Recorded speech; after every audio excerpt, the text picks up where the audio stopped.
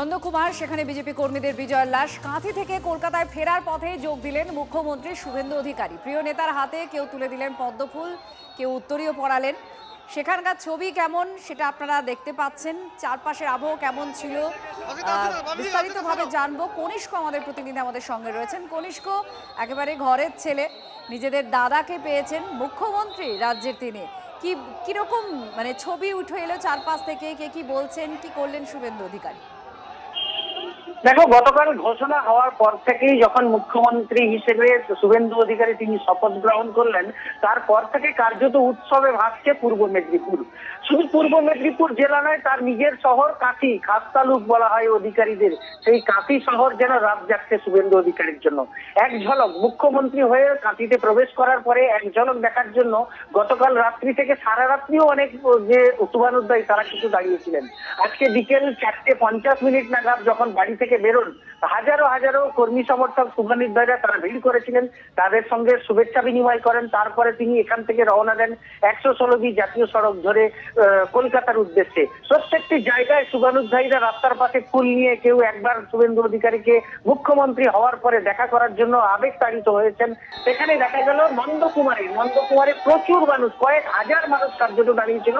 তাদের সেই আবেগকে সম্মান দিয়ে রীতিমতো মুখ্যমন্ত্রী শুভেন্দু অধিকারী তিনি নামলেন তার কনভয় থেকে, সব শিডিউল ভেঙে নেমে কার্যত হাঁটলেন। পুরনো চেনা ছন্দে দামাল ছেলে শুভেন্দু অধিকারী হিসেবেই কার্যত মুখ্যমন্ত্রীর প্রটোকল ভেঙে তিনি কিন্তু হাঁটলেন, মানুষের সঙ্গে আবেগ শুভেচ্ছা বিনিময় করলেন এবং তারপরে আবার কলকাতার উদ্দেশ্যে রওনা দিলেন।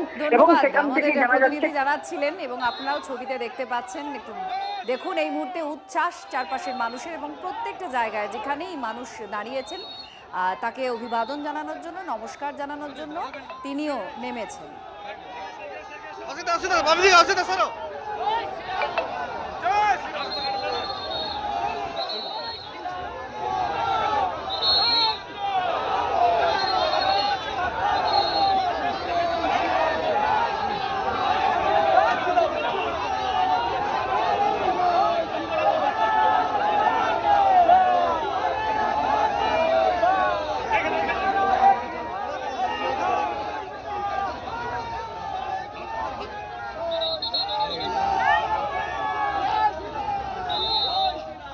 মুখ্যমন্ত্রী শুভেন্দু অধিকারী যখন কলকাতায় আসছেন, নন্দকুমারে, কাঁথিতে, যেখানে যেখানে মানুষ দাঁড়িয়ে আছেন সেখানকার টুকরো টুকরো ছবি আপনারা দেখতে পাচ্ছেন। তাহলে আন্দাজ করতে পাচ্ছেন যে বাড়ির কাছে বা বাড়ি থেকে বেরোনোর সময় ঠিক কি হয়েছে।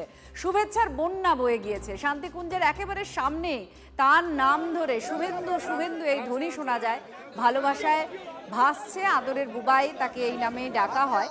আনন্দে চোখে জল মুখ্যমন্ত্রী শুভেন্দু অধিকারীর মায়েরও।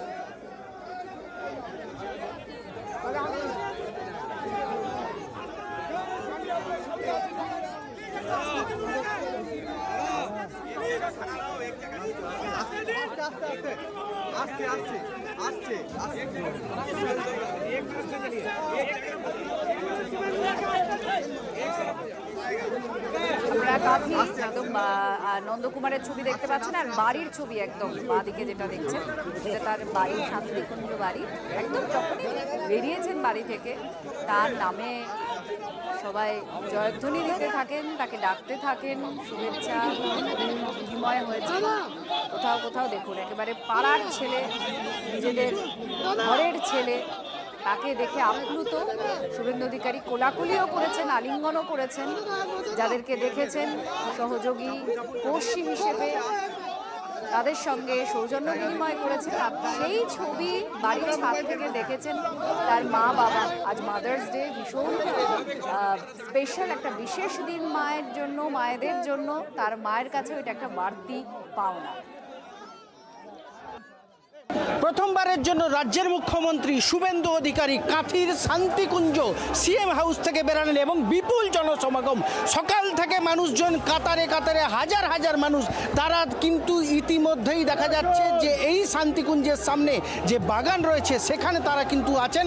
এবং মুখ্যমন্ত্রীও বাড়ি থেকে বেরিয়ে প্রথমবারের জন্য তাদেরকে নিরাশ করলেন না এবং সরাসরি দেখা যাচ্ছে ওই বাগানে গিয়ে প্রবেশ করলেন। প্রচুর মানুষজন, কার্যত তুমি দেখেছ যে ছবি ছবি কার্যত তিল ধারণের জায়গা নেই। মুখ্যমন্ত্রীকে তার নিরাপত্তারক্ষীরা অর্থাৎ জোড়া নিরাপত্তারক্ষী, একদিকে কেন্দ্রীয় বাহিনী, অপরদিকে রাজ্য পুলিশ, প্রত্যেকে কিন্তু যথেষ্ট সুরক্ষার মধ্যে দিয়ে তার যে গাড়ি, যে কনভয়ের উদ্দেশ্যে ইতিমধ্যেই নিয়ে যাচ্ছেন। এবং সেখানে যেভাবে দেখা যাচ্ছে সাধারণ মানুষ এক ঝলকের জন্য আবার দেখতে চাইছে রাজ্যের মুখ্যমন্ত্রী শুভেন্দু অধিকারীকে।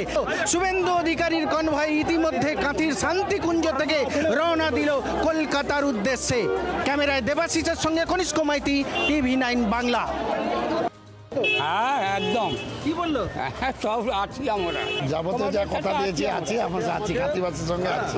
যে তোমাদের লড়াই সফল হয়েছে, আমরা যেটা যেটা রাজ্যের জন্য ভালো হয়, সবার জন্য ভালো হয়, সেটাই করি। স্যার দাঁড়িয়েছিলেন, বাচ্চার হাত থেকে ফুল নিলেন, আমাদের হাত থেকে মালা নিলেন, তারপরে গেলেন। কোনো গার্ডেন নেই, সবার জন্য উন্মুক্ত।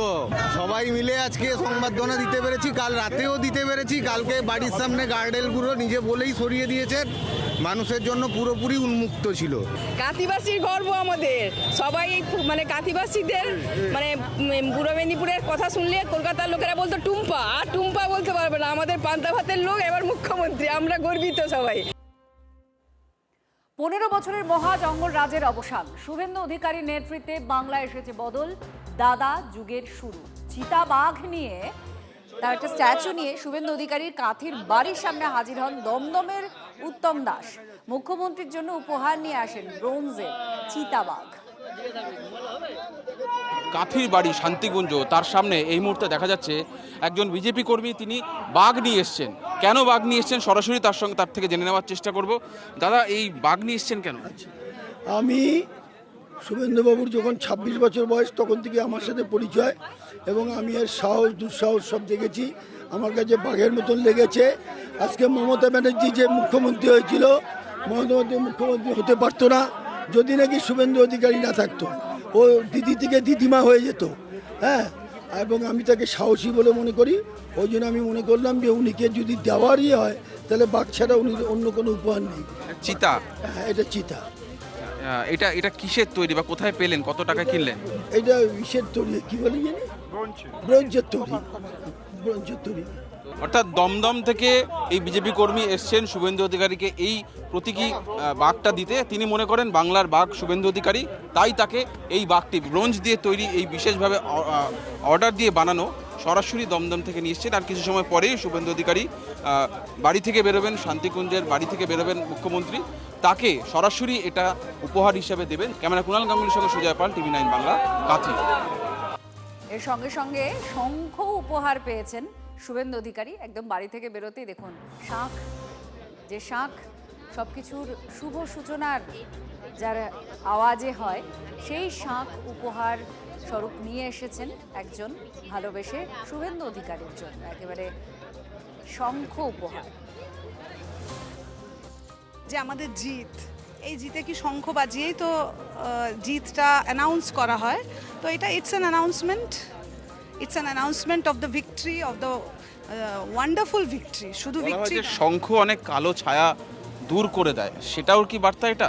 হ্যাঁ, কালো ছায়া তো দূর হয়ে গেছে, আরও সেগুলো যেন পার্মানেন্টলি দূর থাকে। আর আমাদের উন্নয়নের মানে পশ্চিমবঙ্গের উন্নয়নের জন্যে যাতে কোনো কালো ছায়া কোনো দিন না আসতে পারে, তারই একটা বার্তা ধরতে পারে। এটা কি দিয়ে তৈরি শঙ্খটা? এটা সিলভারের কোটিং।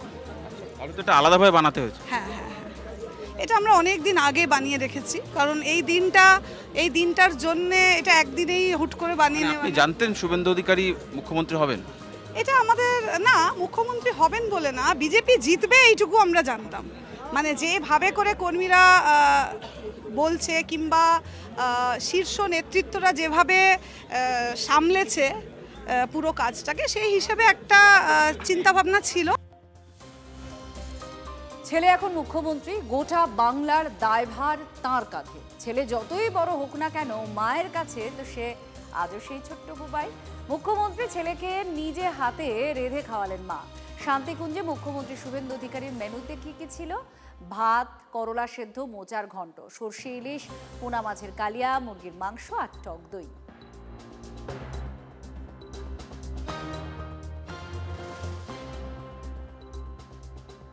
ভূমিপুত্র মুখ্যমন্ত্রী, উৎসবের আবহ কাঁথি জুড়ে। কাঁথি দক্ষিণে বিজেপির আয়োজনে মাছ ভাত উৎসব। আর কাঁথির টেনগুনিয়া গ্রামে হলো মহাভোজ। নিমন্ত্রিত ছিলেন দলমত নির্বিশেষে সকলে।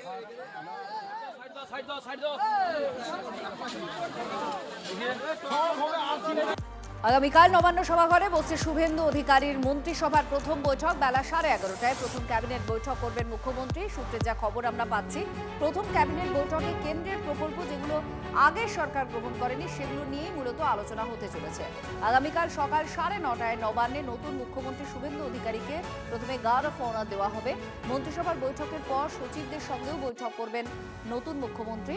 দুপুরে নবান্ন সভাঘরে বিধায়কদের সঙ্গেও বৈঠক করবেন মুখ্যমন্ত্রী। বিকেল 4টার সময় সব জেলার ডিএমদের সঙ্গে কথা বলবেন মুখ্যমন্ত্রী শুভেন্দু অধিকারী। বিকেল 5টায় ডিজিপি, সব জেলার এসপি, সিপিদের সঙ্গেও বৈঠক করবেন।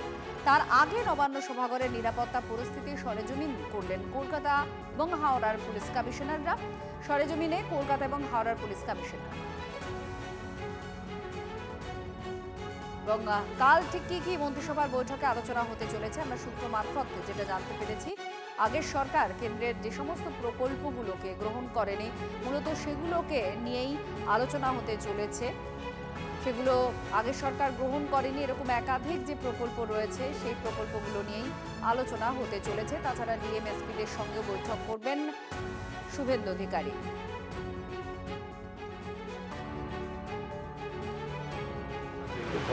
এটা নবান্ন সিকিউরিটি রিভিউ করলাম আমরা। কালকে মিটিং ব্যাপারে আমার কাছে কোনো মানে কি হবে না হবে আমরা জানি না, কিন্তু মিটিং হবে এটা জানি। সিকিউরিটি রিভিউ যেটা আগে থেকে সিকিউরিটি হচ্ছিল ওই কি ব্যবস্থা ছিল, আরও যদি কিছু পরিবর্তন করতে হয় কি করতে হবে এই সব নিয়ে আলোচনা হলো। ঠিক আছে স্যার, মূলত কাদের সঙ্গে বৈঠক করছেন, কতগুলি বৈঠক হচ্ছে? কোন বৈঠক? কালকে বৈঠক ব্যাপারে আমাদের যে বৈঠক আছে পুলিশকে নিয়ে ওটা 5টার সময় আছে। আমরা হ্যাঁ ওইখানেই হবে। প্রায় 1 দশকের ওপর রাজ্যের মুখ্য প্রশাসনিক কার্যালয় চলত শিবপুরের এই 14 তলা বাড়ি অর্থাৎ নবান্ন থেকে। রাজ্যে পালা বদলের পর এই নবান্ন যে রাজ্য প্রশাসনিক কাজকর্মের যে অফিস ছিল সেই অফিস মহাকরণ রাইটার্স বিল্ডিংয়ে স্থানান্তরিত হতে চলেছে। কিন্তু দীর্ঘদিন এখানে এই বিল্ডিং থাকায় বা প্রশাসনিক কার্যালয় থাকায় এই শিবপুর অঞ্চলের আশেপাশের মানুষ তারা অনেকেই মনে করছেন খাঁচার মধ্যে বন্দী ছিলেন, কারণ এই নবান্নের নিরাপত্তার বেষ্টনীর চাদরে মুড়ে ফেলা ছিল। চারিদিকে সিসিটিভি ফুটেজ লাগানো, সিসিটিভি ক্যামেরা লাগানো ছিল এবং ভিভিআইপিদের যাতায়াত ছিল নিত্যদিন। ফলে এখানকার নিরাপত্তার খাতিরে একাধিক যে রাস্তা সেই সব রাস্তা যখন তখন বন্ধ করে দেওয়া হতো। পাশাপাশি যখন নবান্ন অভিযানের মতো যেসব ঘটনা অতীতে আমরা দেখেছি সেই সব সময়তেও কিন্তু এই সব অঞ্চল কড়া নিরাপত্তা ব্যবস্থায় মুড়ে ফেলা হতো। ফলে সাধারণ মানুষ তাদের কিন্তু ভোগান্তির একটা চরম পর্যায়ে পৌঁছে যেতে হতো। কিন্তু নবান্ন থেকে যখন মুখ্য প্রশাসনিক কার্যালয়ে চলে যাচ্ছেন কলকাতায়, তখন এখানকার নিরাপত্তা নিয়েও প্রশ্ন তুলছেন এই শিবপুর এলাকার একাধিক মানুষ। তারা চাইছেন যে নবান্ন সরে গেলেও এখানে যাতে কোনো সরকারি দপ্তর হোক, যাতে এখানকার নিরাপত্তা ব্যবস্থা বজায় থাকে সেদিকটা যেন নতুন সরকার দেখে। সব মিলিয়ে এই নবান্ন থাকাকালীন এবং নবান্ন চলে যাওয়ায় এই দুই বিষয় মিলিয়েই এখানকার স্থানীয় মানুষরা তাদের কিন্তু মিশ্র প্রতিক্রিয়া। অনেকেই চাইছেন যে নবান্নর বদলে এখানে সরকারি কোনো দপ্তর হোক, আবার অনেকেই চাইছেন যে এই দমবন্ধ করা পরিস্থিতি থেকে মুক্তি পেয়েছি, তারা আনন্দে রয়েছেন।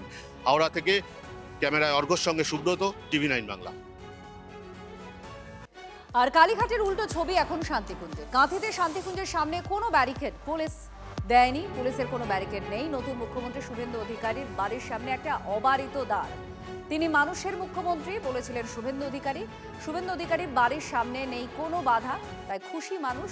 15 বছর ধরে কালীঘাটে হরিশ চ্যাটার্জি স্ট্রিটে ছিল নিরাপত্তার অত্যধিক কড়াকড়ি, পুলিশি ব্যারিকেডে ঘেরা ছিল এলাকা।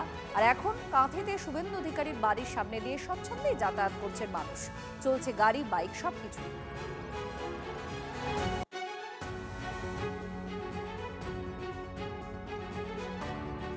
বাড়ির সামনে রয়েছেন, রাস্তাঘাট স্বাভাবিক, আপনি যাতায়াত করতে পারছেন।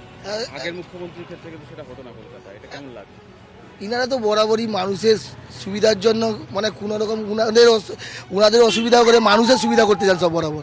ওনারা কোনো রকম ব্যারিকেড কালকে পুলিশ না জেনে করে দিয়েছিল না, ওনারা সঙ্গে সঙ্গে খবর পেয়ে বললেন না ব্যারিকেড খুলে দাও, এখানে যেন মানুষের যাতায়াতের জন্য কোনো রকম যেন কোনো অসুবিধা না হয়। এ তো খুব ভালো মানুষ, আমাদের কোনোদিন অসুবিধা হবে না, খুব ভালো লাগে।